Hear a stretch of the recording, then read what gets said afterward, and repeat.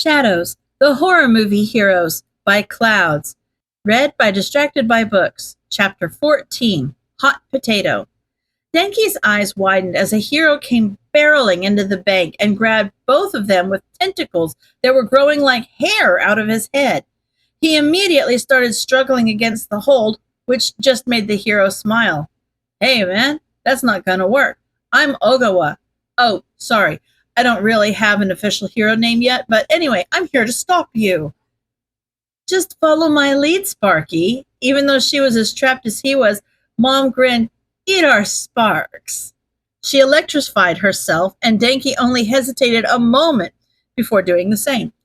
The hero seized and stumbled back, loosening his tentacles just enough that Denki could wiggle his way free. Mom bolted out the door, and Denki shoved the objective under his arm as he scrambled after her. It didn't take long for the hero to recover from their joint attack. Not nearly as long as Denki had expected, and they only had a few seconds head start down the street before he was chasing after them. Denki could see the other villains from earlier watching them from the surrounding rooftops and gulped as he gripped the objective a little tighter against his body.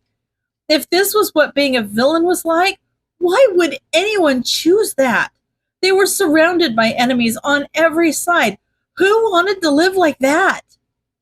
One of the villains was absolutely huge, and Denki caught a glimpse of him throwing himself off the roof and onto the hero. Denki didn't look back to make sure the hero was all right, though, because he was too busy worrying about the other two villains, a man and a woman, who had just dropped down to block their path. He skidded to a stop beside Mom, who was already in a fighting stance staring down their new opponents. I'd give up now if I were you fellas. Mom smiled. You couldn't beat me earlier. You can't beat me now. We weren't trying our best earlier. The woman smirked and pulled out a dull knife coated in red paint. But now that your boy there did the work of getting the objective, it's a different story. Toss me the bag, Mom said without looking at him. We'll split up and meet at the rendezvous point. Got it? Denki nodded quickly. Okay, go. He tossed her the bag, but before she could catch it, a gust of wind picked it up and carried it toward the male villain. Gotcha. Oh, Denki said quietly. Well, that's not good. Electricity quirks, most likely related, and the ages point to mother-son duo. Izuku muttered under his breath. Fairly standard strength enhancement. I wonder if it's like fat gums and has to do with body weight. Something to do with knives and an obvious wind manipulation. I wonder how far that goes. Hitoshi shook his head as Izuku muttered to himself. They had managed to find a nice apartment for themselves without too many neighbors, and so far, no one had noticed that they weren't supposed to be there, which was good. The other villains were running around completely unaware that Izuku was tearing apart their quirks through the cameras, and Hitoshi was doing his best to do the same with their personalities. The electricity quirk users would be hard to turn against each other, but he might be able to do it if he took control of one and gave just the right orders. Making them fight each other in general would also be effective emotional manipulation, so there were plenty of things he could do. The heroes had managed to arrest a couple of the minor villains right off the bat. The ones with the grasshopper quirks had gotten away, and it still remained to be seen who would end up with the bank objective, and if any of those villains would actually get away. If anyone did, Hitoshi was betting on the older of the two electricity users. She seemed to have the most fighting experience out of everyone there. Hitoshi had doubted that the heroes would actually take the objectives to the agency, but the trio who had protected the vase had immediately decided to do just that, which meant that their plan was on track. Hitoshi glanced over to Izuku and sighed. Nobody but Izuku was crazy enough to come up with that plan. Jiro hadn't taken part in the initial rush either, but that didn't mean that she'd just been sitting around.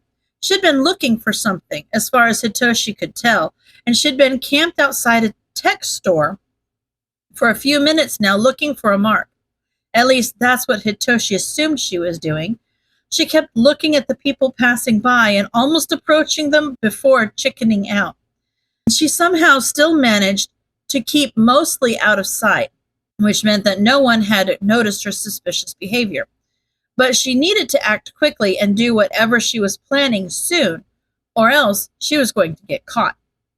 A young man, a few years older than them, walked by her hiding spot, and Jiro took a deep breath before strolling out of her hiding spot, carefully looking as normal as possible as she trailed after the guy.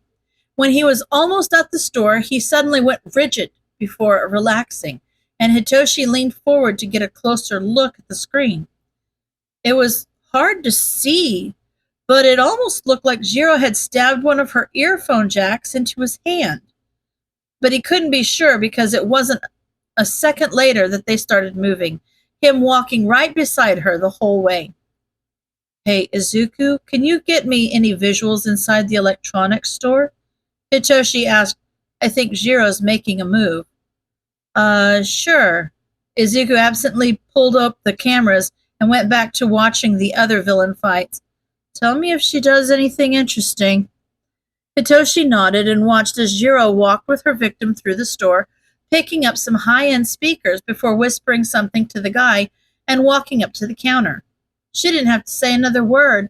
The guy flashed his token and paid for the speakers, and Hitoshi's jaw dropped as he realized that she was somehow controlling him through her earphone jacks. "Hey, Izuku, I think you're going to want to see this." He pointed to Jiro, who was simply walking out of the store with her victim like nothing was out of the ordinary. "I'm not the only brainwasher here." "Really?" Izuku watched for a moment and then started muttering again. "This is perfect. If we can convince the police and heroes that she's committing your crimes, then we won't have to be as careful. Not that we won't be careful in the first place, obviously, but it'll give us some leeway." He trailed off and started scribbling in his notebook. Hitoshi kept watching as Jiro got partially down the street and then yanked the speakers out of the guy's hand and started booking it as her victim screamed. He winced. By the way," Hitoshi grimaced, "she might need a little more quirk training." The guy with the wind quirk smirked at them as he tossed the objective up and down. He was too far away for Denki to hit with his electricity, but it looked like Mom had it covered. She ran forward, hands already sparking, until the woman with the knives threw one at her face.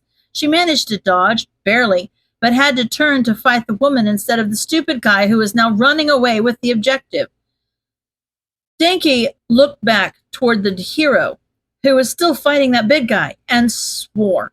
It looked like it was up to him. He bolted after the wind quirk user, who suddenly stopped when he ran into a crowd of people. Denki didn't have time to stop before barreling into him. It took him a split second to think to activate his quirk, which gave Wind Guy an opening to throw the bag over to Big Guy, who caught it. The hero, though, responded by wrapping him up in his tentacles, and he had to wiggle out of them to toss the objective again. Mom shoved Knife Lady to the ground and jumped to catch it, then threw it to Denki. "Run, Sparky!" Denki almost fumbled the bag, but managed to catch it just barely and ran as fast as he could. He skidded around the corner and grinned. He'd done it! He'd gotten away! There was a burning pain in his lungs, and Denki stumbled to a stop, completely unable to breathe. What was happening? Was he dying? Was this a medical emergency? Had he punctured a lung? He collapsed onto the ground, dropping the objective as his fingers lost the strength to grip it. What was going on? "That was a pretty good shock there, Sparky," a voice said, and Denki tried gasping for air as Wind Guy knelt in front of him and grabbed the objective. "Too bad my quirk is air control, huh? It works on the air in people's lungs, too, as I'm sure you already figured out. I'll let you breathe in a minute, but I'll be keeping this for safekeeping, okay?" He winked and disappeared into the darkness at the end of the alley. Denki had no idea if the time after was actually a minute, but if it was, it felt like the longest minute of his life. His vision was starting to go dark before he felt air flooding back into his lungs again. He coughed and gulped, desperately trying to get enough oxygen. At some point, he felt a hand rubbing his back and his mom's voice trying to calm him down, but it was kind of hazy. After he finally managed to get his breathing under control again, he looked up to see Mom looking at him in concern. Are you okay, Sparky? I'll get back to you on that, Denki rasped. When Guy got away. Mom nodded. So did the lady with the knives. The big guy got caught by the hero, though. Let's hurry and get away while he's still busy with the arrest. Denki nodded and shakily got to his feet. Why would anyone want to be a villain? End of chapter.